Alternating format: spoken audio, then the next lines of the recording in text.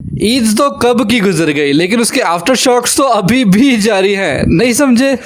मेरा मतलब है कि अब फेज आ गया है बारबेक्यू पार्टीज का। सही बात है। वो चाहे फैमिलीज का गेट टुगेदर हो या फिर दोस्तों की महफिल, लेकिन यार बारबेक्यू का असल मजा तो तभी आता है ना जब उसके साथ हो ऐसी चटपटी सी चटनी जो आपके बारबेक्यू की असल पहचान बन जाएगी और मेहमान सारा साल इस चटनी को नहीं भूल पाएंगे। इस ओरिजिनल टेस्ट वाली चटनी का हर एक डिप आपकी बोटी, मेरा मतलब है आपकी बारबेक्यू की बोटी के टेस्ट को डबल ट्रिपल कर देगा। और असल मजे की बात तो ये है कि हमने इस चटनी को बनाते हुए ऐसे एक प्रोसेस से गुजारा है जिसके बाद आप इसको फ्रिज में बना के 1 महीने तक आराम से रख सकते हैं बिना किसी टेंशन के। तो अगर आपने मेहमानों से अपनी वाह वाह करवानी है और बारबेक्यू फ्लेवर्स के लेवल को अप करना है तो ये वीडियो एंड तक लाजमी देखना। फटाफट से रेसिपी को स्टार्ट कर लेते हैं, चलो फिर। तो भैया भाभी, अंकल एंड आंटी, सबसे पहले यहाँ पे हमने एक बाउल ले लिया है, उसमें हम डाल देंगे तकरीबन 250 ग्राम, 1 पाव जो है वो इमली। और अब इस इमली में हमने शामिल करना है तकरीबन 2 कप जो है वो गर्म पानी शामिल करेंगे। ठीक है? क्यों लड़कियों, आ गया ना मुंह में पानी? अभी तो पार्टी जारी है और ये चटनी इंशाल्लाह ऐसी मजेदार बनेगी ना कि लोगों ने बारबेक्यू को छोड़ के चटनी को शुरू हो जाना है और ये बारबेक्यू वैसे का वैसा पड़ा रहेगा और चटनी आपकी खत्म हो जानी है। अच्छा जी, देखिए पानी डालने के बाद इसको मैंने अच्छी तरह से चम्मच के साथ मिक्स कर लिया है। अब हमने इसको छोड़ देना तकरीबन आधे घंटे के लिए ताकि पानी के अंदर जो है ना इमली का पल्प जो है वो निकल के आ जाए।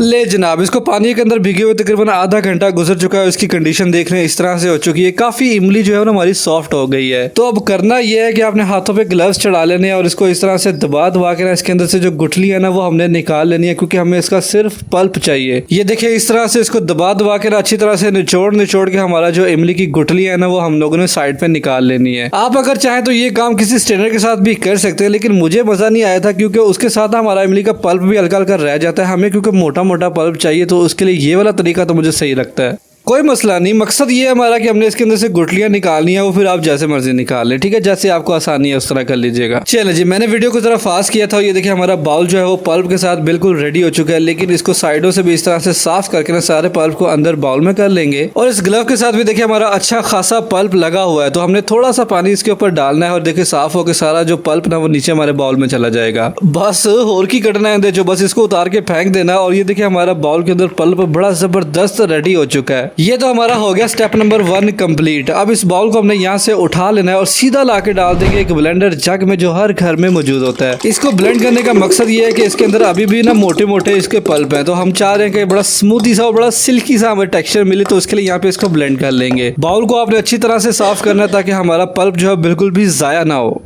चलें जी, अब इसमें शामिल करेंगे तकरीबन ½ कप के करीब हरा धनिया जो हमने बारीक बारीक काट लिया था। आप चाहे तो मोटा मोटा रख लें, कोई मसला नहीं, इसने ब्लेंड ही हो जाना है। और उसके बाद उतनी ही क्वांटिटी में हम इसमें पुदीना शामिल करेंगे। पुदीना शामिल करने से पहले ना आपने अच्छी तरह से धो लेना, क्योंकि उसमें रेत होती है और मिट्टी होती है। इसका जो एक मिंट का फ्लेवर आएगा ना हमारी चटनी में, मैं कहता हूँ मजा आ जाएगा। चलें जी, अगली चीज जो इसमें जाएगी वो है हरी मिर्चें। तकरीबन 2 बड़े साइज की हरी मिर्चें काट के इसमें डाल देंगे। बस जी, फिलहाल तो ये सारी चीजें थी। अब इसके ऊपर लगा देंगे ढक्कन और मशीन को फुल स्पीड पे चला देना। भाई आज आप ऐसे नहीं जा सकते, ये रेसिपी रियली वर्थ वॉचिंग है और आपके लिए बहुत ही फायदेमंद है। और मैंने आपके लिए एक हीरा निकाल के ले आया हूँ, क्योंकि अभी तो आप सिर्फ इसको देख रहे हैं, लेकिन जब आपने इसको टेस्ट किया ना तो इंशाल्लाह दिल से दुआ देंगे आप मुझे। और उन दुआओं के साथ साथ मुझे आपके हल्के हल्के क्लिक्स की भी जरूरत है, मतलब कि सब्सक्राइब की, तो सब्सक्राइब लाजमी कर देना यार, इससे मेरी बड़ी हौसला अफजाई होगी। चलिए जी, वापस चलते हैं अपनी रेसिपी की तरफ और इसका ढक्कन उठा के देखेंगे। माशाल्लाह हमारी चटनी बड़ी जबरदस्त तरीके से ब्लेंड हो चुकी है।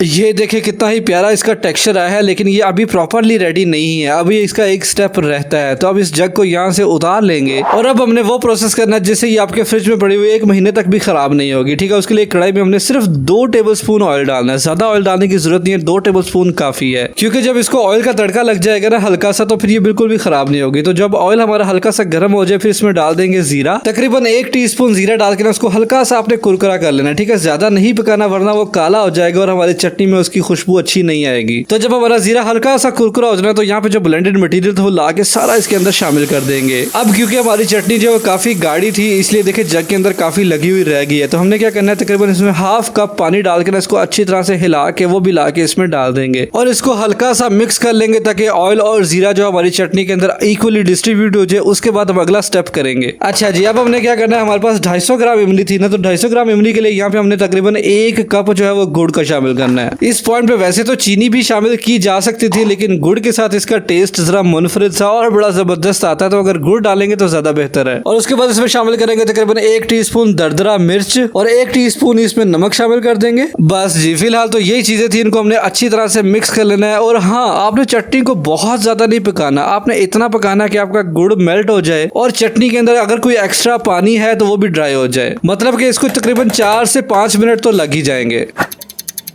तो ये देखिए तकरीबन 7 मिनट पकने के बाद इसकी कंडीशन कुछ इस तरह से है कि चटनी का कलर भी चेंज हो चुका है, वो गाढ़ी भी हो गई है और हमारा गुड़ भी मेल्ट हो चुका है और पक के इसके अंदर बबल्स भी उठना शुरू हो चुके हैं। इसका मतलब ये है कि चटनी हमारी परफेक्टली डन हो चुकी है। अब इस पॉइंट पे ना आपने इसको चखना जरूर है, ठीक है? तो चख लेना, मतलब कि अगर आपको ये ज्यादा खट्टी लगे तो गुड़ और डाल देना, अगर नमक कम लगे तो नमक और डाल देना, मतलब कि यहाँ पे आपने चेक जरूर कर लेना है। वैसे जो इंग्रेडिएंट्स की क्वांटिटी मैंने आपको बताई है उससे ये परफेक्ट ही बनेगी, फिर भी चेक कर लेना। अब हमने यहाँ पे चूल्हे को कर देना है बंद और इसको हमने ठंडा होने देना है। और ठंडा करने के लिए इसमें हल्का हल्का चम्मच को चलाते रहेंगे ना तो ये जल्दी ठंडी हो जाएगी।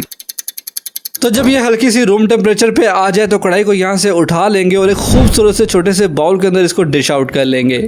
माशाल्लाह सुभान अल्लाह, मैं अपने सोने परवरदिगार का लाखों करोड़ों दफा शुक्र अदा करता हूँ कि इतने मजेदार और यम्मी यम्मी खाने उसने हमारे नसीब में किए। तो ये खट्टी मीठी चटनी देख के क्यों आ गया ना मुंह में पानी। और हाँ, इस चटनी को सिर्फ बारबेक्यू के साथ नहीं, आप फ्राई पीस, रोल्स, टिक्कियां, आलू चाट, चना चाट, दही भल्ले, किसी के साथ भी इसको एंजॉय कर सकते हो। और एक सबसे इम्पोर्टेंट बात जो आपने पल्ले बांध लेनी है, अगर इसको सिर्फ ब्लेंड करके हम फ्रिज में रख देंगे ना तो ये ज्यादा दिन नहीं निकालती, एक आधे दिन के अंदर ही इमली के अंदर ना हल्की सी स्मेल आना शुरू हो जाती है। और उसी लिए फिर हमने ये जो ऑयल का हल्का सा तड़का लगा के इसको पकाया ना, ये वाला स्टेप बहुत जरूरी है। इससे आपकी चटनी जो है वो 1 महीना बड़े आराम से निकलेगी। तो आप बेशक ज्यादा बना के रख लेना, बिल्कुल भी खराब नहीं होगी। ले जनाब, मैंने तो अपना काम कर दिया, आपको ऐसी जबरदस्त रेसिपी दे दी है जो आसान भी है और फ्लेवरफुल भी। और अब बारी है आपकी, तो वीडियो देखते देखते अगर यहाँ तक आ ही गए तो भाई सब्सक्राइब लाजमी करके जाना। मैं मिलूंगा आपसे अगले एक और किसी बहुत ही जबरदस्त सी रेसिपी वीडियो के साथ। तब तक के लिए मेरी दुआ में जरूर याद रखिएगा और मेरा इंतजार कीजिएगा। अल्लाह हाफिज।